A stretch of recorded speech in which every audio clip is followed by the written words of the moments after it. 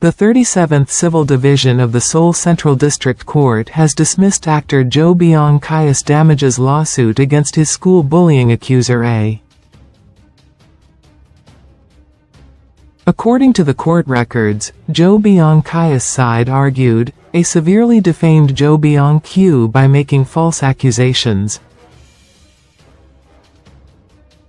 Jo Byung Kyu incurred damages from the termination of his advertisement contracts and the cancellation of his appearances in dramas, films, and movies totaling 4 billion Korean won. On top of this, Jo Byung Kyu also demands 200 million Korean won in compensation. Because A is residing in New Zealand, they were unable to defend their case in the trials and failed to submit sufficient evidence. However, the court still sided with A over Jo Byung Kyu. The court ruling revealed, it is difficult to prove just from the evidence submitted by Jo Byeong Kyu's side that A made false accusations.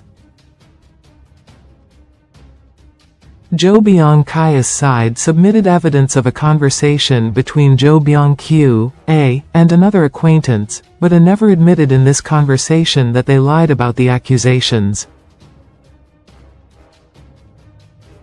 The court also observed, it is probable that A deleted the original accusation out of fear after Jo Byeong Kyu's lawyer warned them about the immense burden and costs of a damages lawsuit.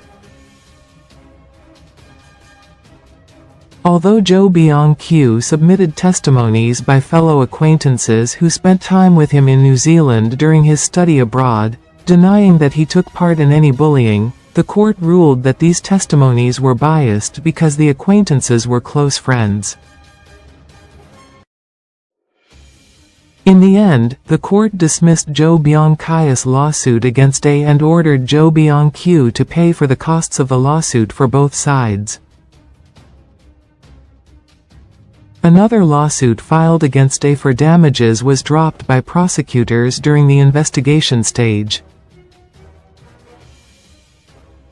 In response, Jo Byeong Kyu's side has chosen to file an appeal. See also, insiders say ADOR submitted a list of demos for NewJeans' first full album to the court as evidence.